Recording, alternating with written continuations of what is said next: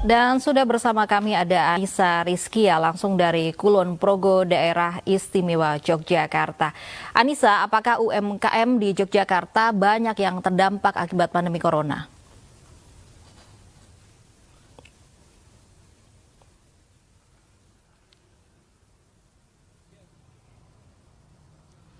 Ya, Lovi dan juga pemirsa dapat saya informasikan bahwa di tengah pandemi COVID-19 ini tentunya berdampak di kehidupan banyak orang. Pengusaha banyak sekali yang harus banting setir untuk menghidupi para karyawan dan juga keluarganya, serta harus memutar roda perekonomian mereka. Dan salah satunya di belakang saya ini ada salah satu pengusaha, beliau ini bergerak di bidang sound system sebelumnya. Namun di hari ini beliau akhirnya memutuskan untuk berjualan buah semangka di pinggir jalan. Selamat siang Bapak Atang. Selamat siang Mbak. Bapak Atang, apa dampak yang paling dirasakan oleh Pak Atang? Dikarenakan memang saat ini Bapak sedang berjualan buah semangka di pinggir jalan ya Pak ya, di tengah pandemi COVID-19 ini.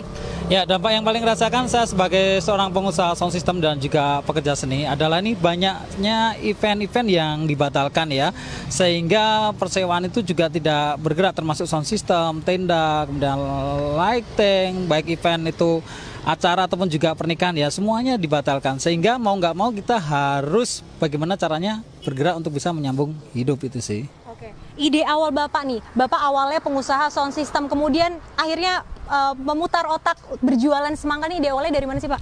Ya, kalau ide awalnya sih berangkat dari keprihatinan ya, nggak mungkin kan kita hanya tinggal diam gitu tanpa ada penghasilan, kita hanya pengeluaran gitu kan. Akhirnya menangkap pasar ya. Jadi awalnya saya kan jual bawang merah, bawang putih gitu ya, yang harganya cukup tinggi, permintaan pasar juga banyak.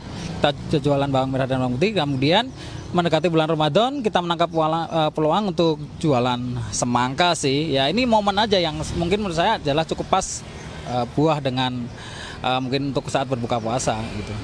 Nah, semangka yang Bapak jual ini apa yang membedakan Pak dengan penjual semangka lainnya?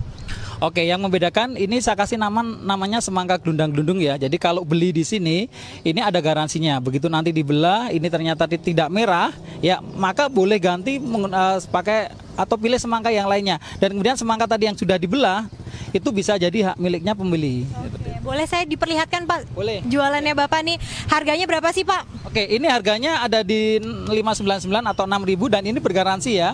Oke, nah contohnya ini di 3,5 ya, artinya berarti sekitar 21.000 ya. Kita akan buka ya, kita akan buka seperti ini. Ini garansi. Kalau seandainya ini tidak bagus, ini nanti boleh ganti.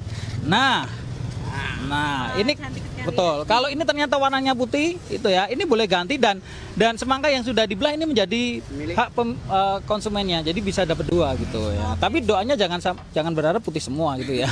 Pak Atang, pesan untuk pengusaha-pengusaha di luar sana yang terdampak di tengah pandemi COVID-19 ini apa Pak? Oke, jadi sebelumnya kita teman-teman pengusaha sound system, kemudian tenda, kemudian lighting, pekerja seni, pekerja event ini juga menggalang donasi. Ini 3 hari ini dengan membuat grup WA, kemudian kita mengumpulkan donasi. Ini sudah dapat sekitar 78.000 ya disumbangkan di seluruh DIY gitu kan, dan juga pembelian APD dan juga sembako. Kemudian juga bahwa ini teman-teman pekerja seni, sound system dan sebagainya, COVID ini hal yang harus kita hadapi, bukan disesali ya. Jadi bagaimanapun juga kita harus bergerak.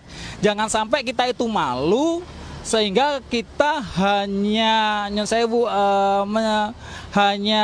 berharap kepada pemerintah untuk mendapatkan bantuan dan sebagainya, tetapi kita harus bergerak gitu ya, tetap harus bergerak. Nah, dan menjual semangka ini adalah salah satu cara agar saya sendiri atau mungkin teman-teman itu bisa menyelamatkan aset lah. Menjual aset itu bagi saya adalah benteng terakhir sih, seperti itu. Jadi yuk mari teman-teman kita bergerak, apapun mari kita lakukan, yang penting halal dan jangan lupa tetap ikuti himbauan dari pemerintah, seperti itu. Terima kasih Pak Atang atas waktunya. Semoga laris dagangan semangkanya, dan tentunya harapan kami semua semoga pandemi COVID-19 ini segera berlalu dan para masyarakat pun juga bisa beraktivitas seperti biasanya. Demikian, kembali kepada Lovi. Anissa Rizkia melaporkan langsung dari Kulon Progo, Yogyakarta.